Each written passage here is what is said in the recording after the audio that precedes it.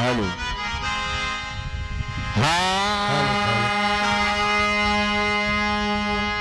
बोलिए सच्चे दरबार की, आज के आनंद की, घर मालिक भैया की, आई हुई समाज की, ऐसी जवाबी की, सबकी जय जय राधे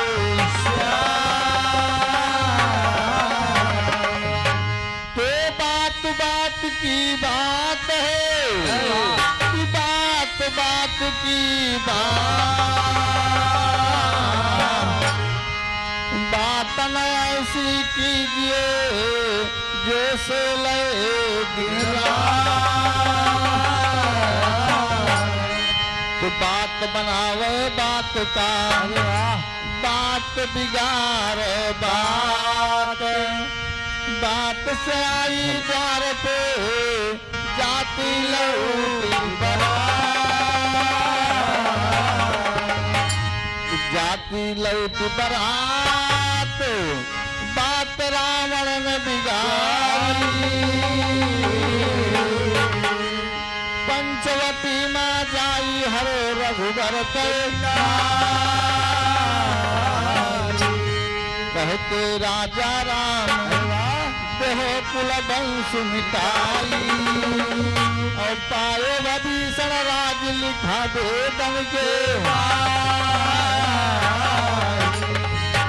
देखिए अभी आप लोग जवाबी सुन रहे थे। हाँ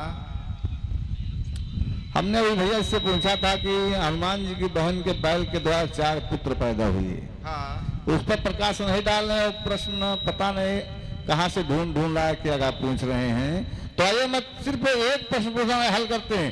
एक मैं तुमको फिर दे रहा हूँ, इसका एक जोड़ा मिला देना। कवि का कहना है,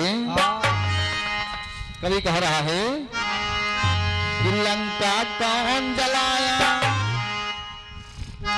सुने हो तो सुन लो कैसे गाया जाता है कि लंका कौन जलाया महाबली हनुमान से पहले, लंका कौन जलाया महाबली हनुमान से पहले, लंका कौन जलाया महाबली हनुमान से पहले,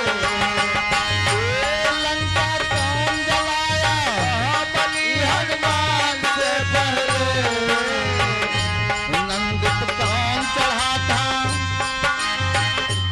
नंदित कौन चढ़ाता शिव शंकर भगवान से पहले, नंदित कौन चढ़ाता शिव शंकर भगवान से पहले, नंदित कौन चढ़ाता शिव शंकर भगवान से पहले, नंदित कौन चढ़ाता शिव शंकर भगवान से पहले, नंदित कौन चढ़ाता शिव शंकर भगवान से पहले, मर के कौन जिया है, मर के कौन जिया है ब्रह्मा विष्णु भगवान से पहले, मर के कौन जिया है ब्रह्मा विष्णु भगवान से पहले, मर के कौन जिया है ब्रह्मा विष्णु भगवान से पहले, मर के कौन जिया है ब्रह्मा विष्णु भगवान से पहले, मर के कौन जिया है ब्रह्मा विष्णु भगवान से पहले, मनों ने राज किया है, मनों ने राज किया अयोध्या अवधान से पहले, मनों ने राज किया है अयोध्या धाम से पहले, मनों ने राज किया है अयोध्या धाम से पहले।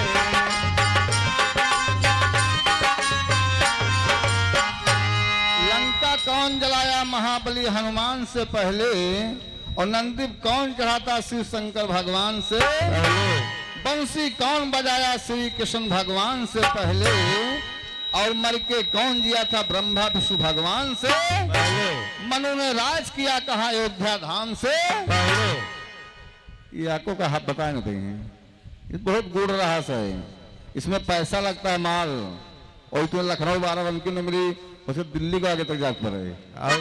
आइए कहना है, अभी ये बहुत अच्छा गा रहे थे राजा जी, बहुत कुछ बोले तो हमें बस कहना है, अरे युसियारू का करी, अरे युसियारू का करी हो बब्बर शेरवा के आगे युसियारू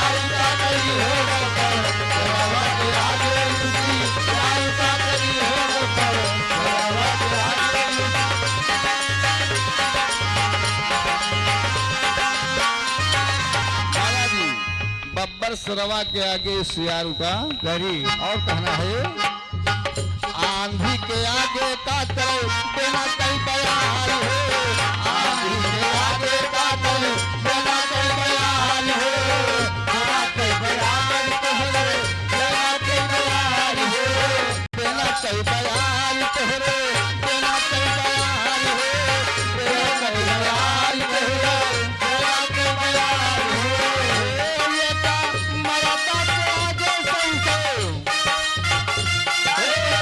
मराठा के आगे संसे हुआ का करी हो न कर सरावा के आगे मुसी मराठा करी हो न कर सरावा के आगे मुसी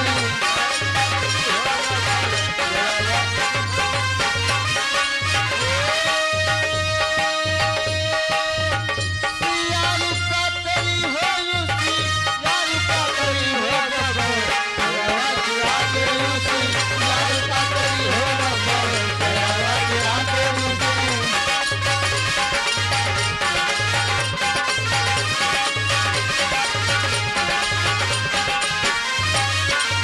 और इसी बीच आगे सीएम के बहनोई यानी धीरज भैया जो भैया जी के द्वारा मंझौआ के निवासी 101 रुपया का दान है बोले कन्हैया भगवान की जय हो आंधी के आगे का करे बिना कई बयान हो आंधी के आगे का करे बिना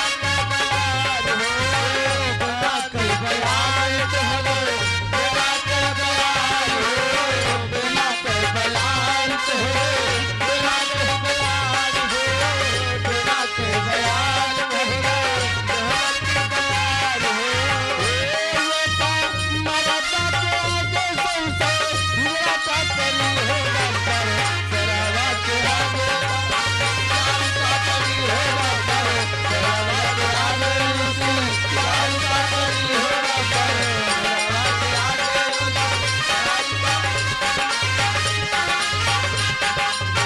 और पजबरता के आगे का करे छिनार हो पजबरता के आगे रोटी का छिनार हो पजबरता के आगे का करे छिनार हो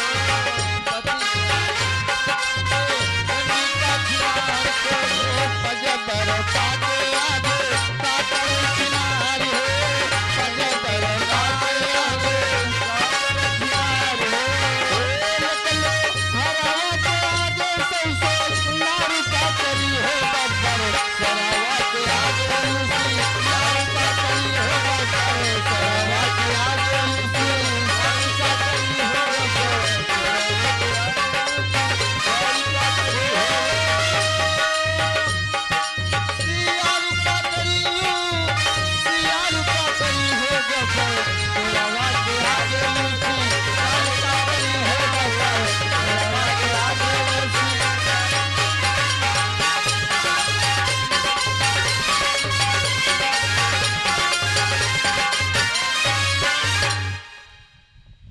एक पजबरता के आगे का करे छिनार हो और एक लोहरवा के आगे सो सोनार का करी और बब्बर सरवा के आगे सियार का बोले कन्हैया भगवान की तो ज्यादा ना कुछ कहते हो सुबह की बेला है तो थोड़ी चर्चा उसके बाद पार्टी का विराम कभी कह रहा है मास्टर आज हनुमान जी अपनी बहन की शादी करके वहां से प्रस्थान करते तो कवि कह रहा है मोरे रामा लीला करत है हनुमान गुरु जी खोजो बेदन भैया लीला करत है हनुमान गुरु जी खोजो बेदन भैया लीला करत है हनुमान गुरु जी खोजो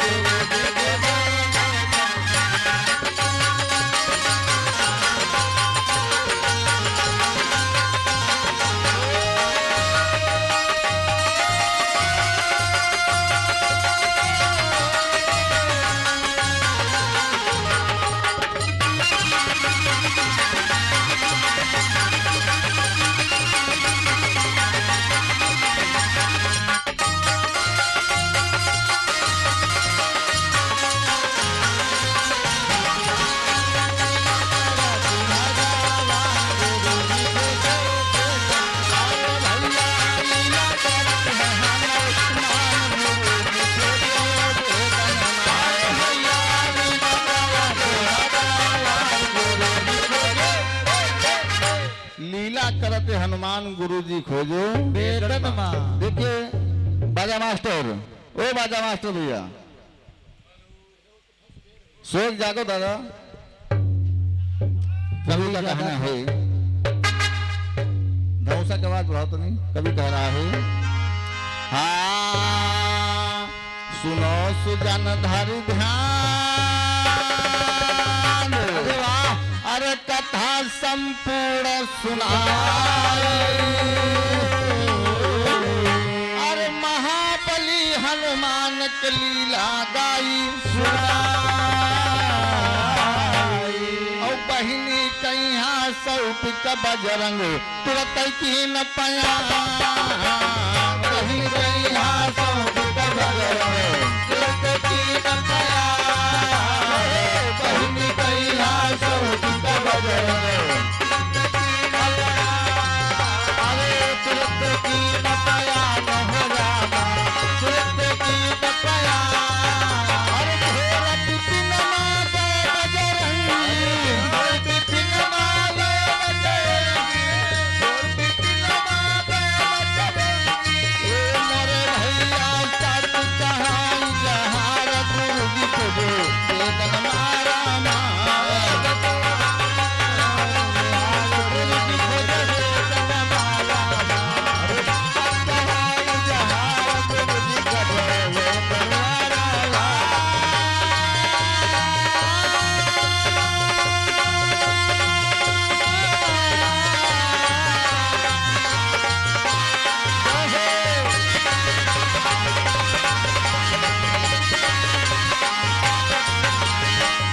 मोरे रामा, हाय मोरे रामा लीला कराई, भगवान हो गुरु जी, हे वेतन हो गुरु जी, हे वेतन, मोरे रामा, मोरे रामा, ओ मोरे रामा लीला कराई, भगवान हो गुरु जी, हे वेतन हो गुरु जी, हे वेतन। और हमारे वो साहब भैया लाल जी खलीफा जी जो हमारे सामने पार्टी लगी है साहब जी के द्वारा, कलम बंद 51 रुपया का दान हमारे लिए आया है। अरे वाह। बोले कन्हैया भगवान की। तो आज देखे हनुमान जी बहन को सौंप के जो चल देते हैं तो पहुंचते कहाँ हैं? और धीरे तो धीरे चले बाबा बजरंगी,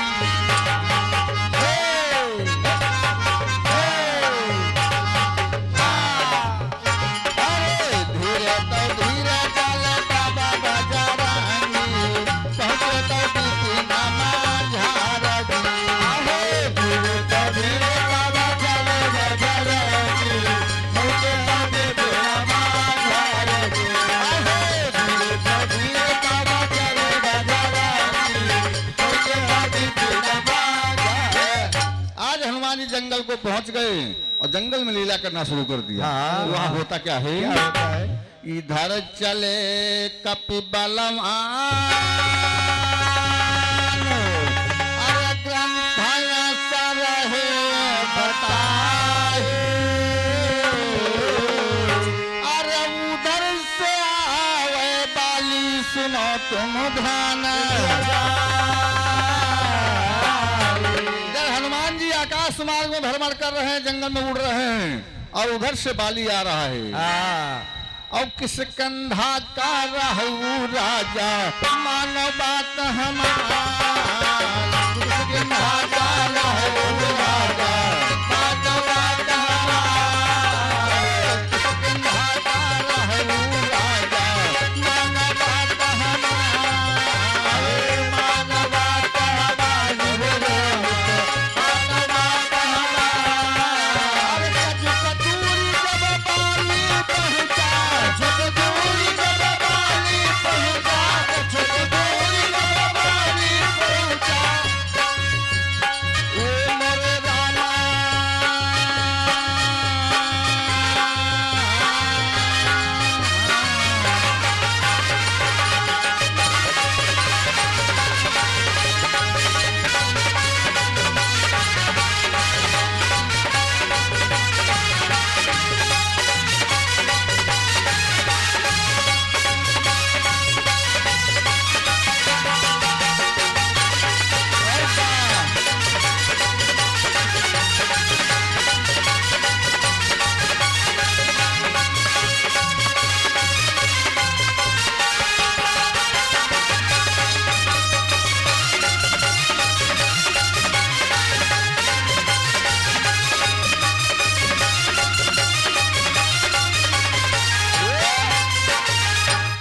आप लोग कथा पे ध्यान दीजिए। आज बाली उधर से आ रहा है, इधर से हनुमान जी आकाश मार्ग में उड़ रहे हैं। तो बाली जब जंगल में पहुंचा तो वो एक गुफा दिखाई पड़ी। एक गुफा दिखाई पड़ी, उस गुफा से एक बच्चे की रोने की आवाज आ रही है। तो बाली विचार किया, ये हमारे नगर के किनारे कौन सा बच्चा रो रहा गुफा के अंदर। तो आज जब बाली गुफा के अंदर जाता तो कभी कहता है, क्या कहता भैया? सुन बालक की आवाज, अरे रुदन रहा मचा, अरे बाली किया ना देर गुफा में पहुंचा, और देखा एक तो बालक रोवई वह गुफा दर में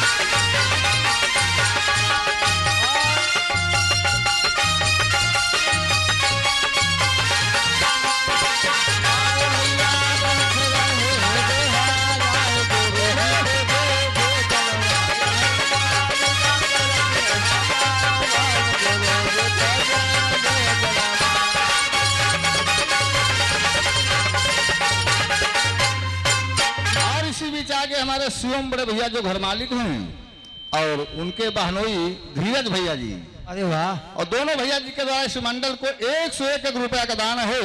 बोलिए बजरंग बलवान की।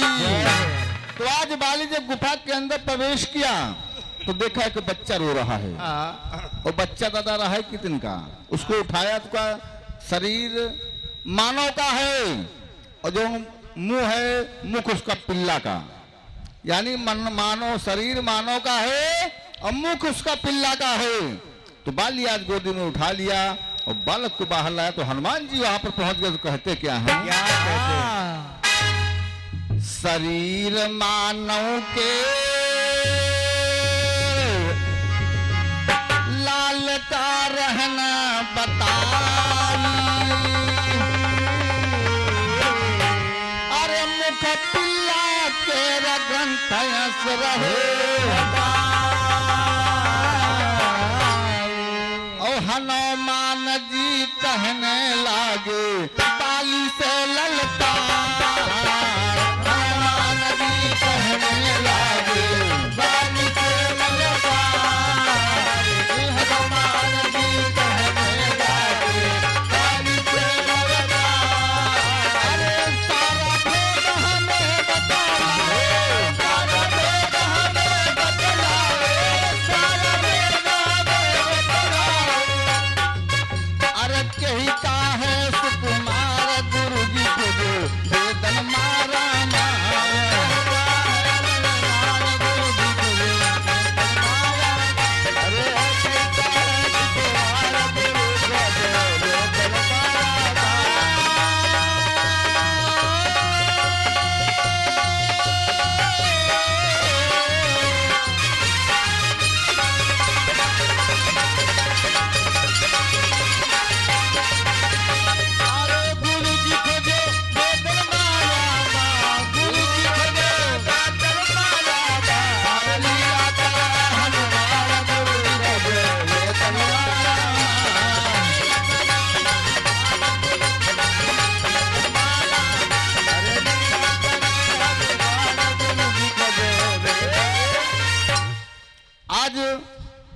उस बेटे को बाहर लाता गुफा से।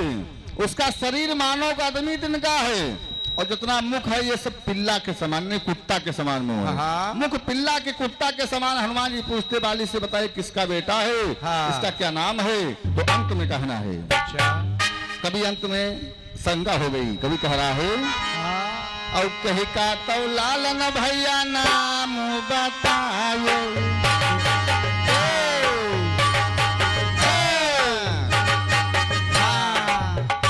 अरे कही का तो लालन भैया नाम बतायो, शंका गए दिलायाई जी। अरे कही का लालन भैया नाम बतायो, शंका गई मनायाई। अरे कही का लालन भैया नाम बतायो, शंका गई मनायाई। अरे राजा तो रामा गुरु हमारे कहाँ तिहाई, राजा तो रामा गुरु हमारे कहाँ तिहाई, कबिया तो पूरा साधान जी। हे राजा तो रामा गुरु हमारे कहाँ तिहाई, कबिया तो पूरा साधान जी। हे राजा तो रामा गुरु हमारे कहाँ तिहाई, कबिया तो पूरा साधान। यानी हमारे गुरु जी का स्थान देवियापुर सहेलिया। अरे वाह। अंत में कहना है, हाँ यादव तो कुलमा गुरु जाना मौली ही निहाय, यादव तो कुलमा गुरु जाना मौली ही निहाय, यादव तो कुलमा गुरु जाना मौली ही निहाय, सतरी का कहना है तीर दी। यादव तो कुलमा गुरु जाना मौली ही निहाय, देखना भी तेरे तीर दी। यादव तो कुलमा गुरु जाना मौली ही निहाय, देखना भी तेरे तीर दी।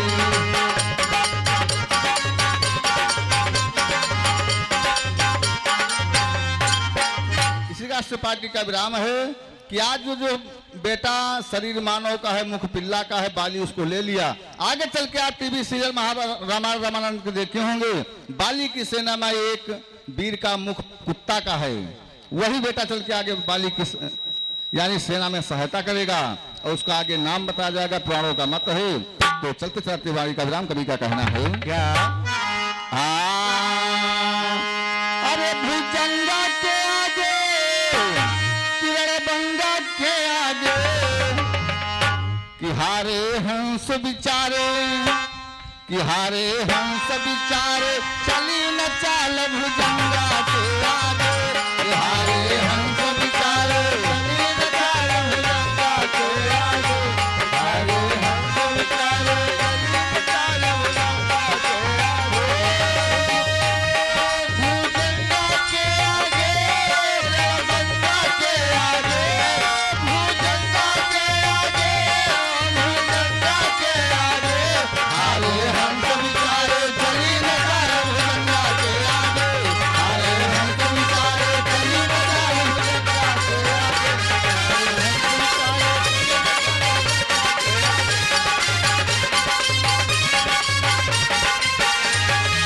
यानी हारे हंस बिचारे, चली न चाल भुजंगा के आगे। और कभी कह रहा है, हाँ 24 घंटा टहल करावे घर में है घरवाली, 24 घंटा टहल करावे घर में है घरवाली, 24 घंटा टहल करावे घर में है घरवाली, घर में है घरवाली, भैया घर में है घरवाली, घर में है घरवाली, भैया घर में है घरवाली। ये मेवा मिश्री माल मलाई, क्या बात है, ये मेवा मिश्री माल मलाई, खावे बाहर वाली,